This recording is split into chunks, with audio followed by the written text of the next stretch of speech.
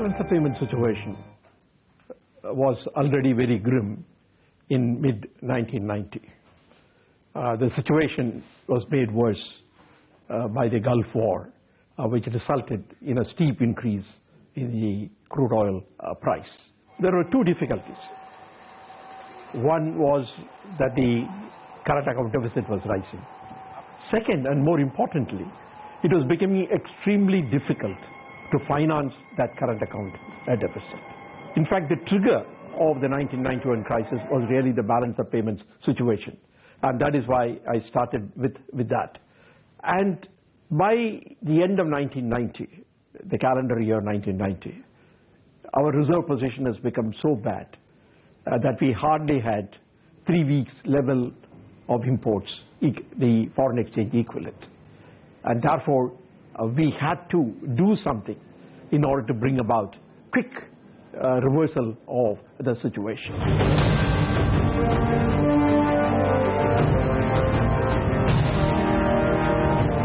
It was decided to go and approach the international financial institutions. It was really the Chandrasekhar government which gave the permission to approach the international financial institutions. Deepak Nayar and I went to Washington to talk to the IMF in order to get finance for overcoming the balance of payments problem. We were negotiating for several kinds of facilities which were available in the IMF. But the political situation was getting also increasingly uncertain.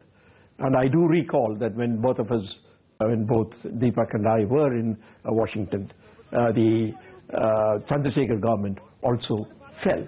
And therefore, the need to obtain assistance from the international institutions was there, but the political situation was also becoming increasingly uncertain. But nevertheless, I think we pursued, and I would say, while the international financial institutions, including IMF, have their own philosophy, they were not unwilling to help us. They were in a mood to help us.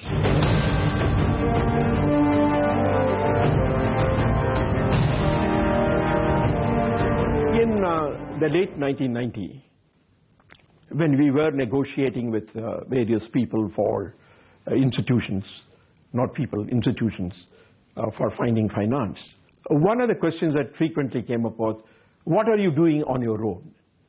Implying thereby, you have a stock of gold, but why don't you use that stock of gold in order to raise resources? Therefore, we had started thinking that how best to utilize the gold that we have as part of our reserves for the purpose of raising resources. But there were many operational and other problems. First of all, in principle, an agreement was required in order to do this, because gold is an emotional issue. Pledging of the gold would mean that we have really reached the end of the road, and therefore we have to do it. But the in-principle approval was again given by the Chandrasekhar government. And we started looking at then the ways by which we can do. Actually, first, a certain amount of confiscated gold that was with the Government of India was pledged by the State Bank of India to raise money. But that was less controversial than pledging the gold that was part of the reserves of the Reserve Bank of India. There were many operational problems. We had to act within the provisions of the RBI Act. Under the RBI Act, the Reserve Bank of India could borrow only from another central bank. And therefore, we had to negotiate with other central banks. And we finally found that Bank of England and Bank of Japan were ready to do it. But then they insisted that the pledged gold should be outside India. That means we have to ship the gold out of India and keep it in London or some other place. We tried to tell the central banks, no, we can keep it separately as this gold, but then they were not agreeable, and therefore we had to ship. But shipping something like 40 tons of gold is a big effort.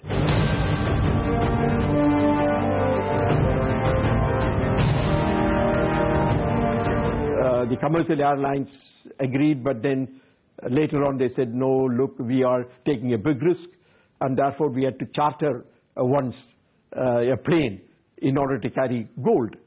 And it was not our intention not to reveal to the public what we are doing, but we wanted to tell them after the gold was shipped, because there was some risk. But the journalists, being journalists, they found out, and there was a splash in the newspapers about the gold going out. So there are interesting episodes associated with it. I remember on one Sunday it was that there was some doubt whether the gold, what is the kind of insurance that you have taken on the gold? Because there was an intermediate stop as far as the flight was concerned. Then I found out, and I went to the bank, opened the office on a Sunday, and found out that it is what is called wall-to-wall insurance. That is from the vault of the Reserve Bank of India to the vault of the Bank of England.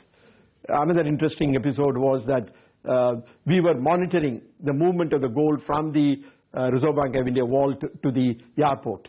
Every stop there will be a call saying that we have passed this stage and so on. At one particular point, because of the traffic signal or something, whatever it is, it stopped. And there was a little bit of a commotion, but fortunately the commotion died and it went. So, but I would say that, let me also say, I said that the permission to ship gold was given by the Chandrasekhar government. But the actual shipment of gold happened after the new government took over. And Dr. Manmohan Singh did not object to it. And in fact, Dr. Manmohan Singh defended in the parliament why the gold has to be sent. But please remember only one thing. Shipping 40 tons of gold, this is only a very small part of our total gold reserve.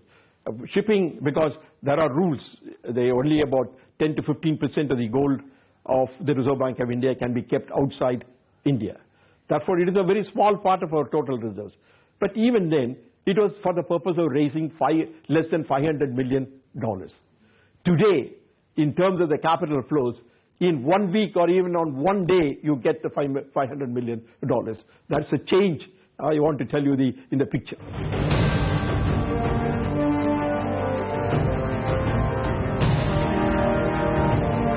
Decision to reduce the value of the rupee was not announced by the government.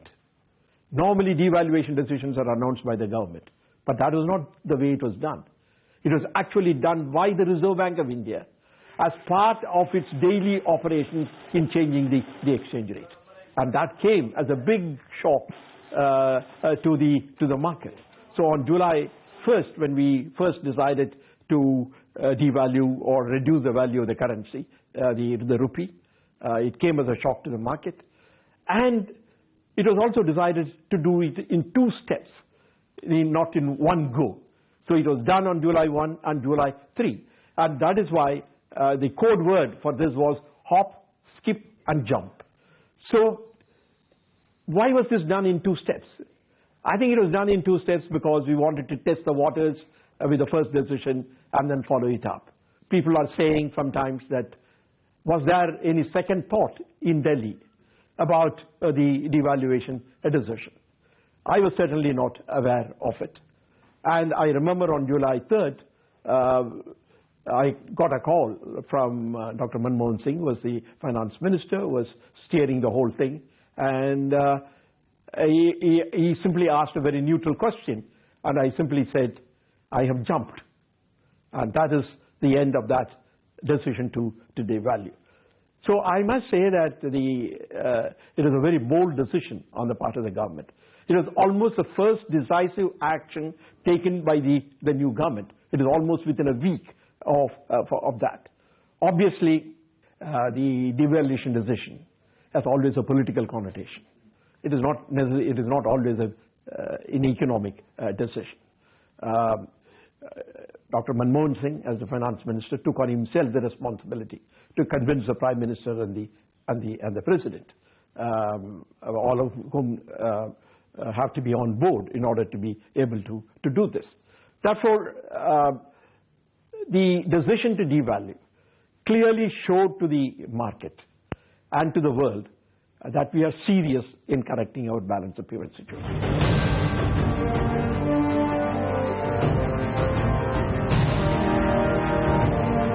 Well, the situation, in fact, was so difficult, and if I may use the word, so desperate, that even those people who were not normally inclined towards devaluation really did not raise the objection in a big way.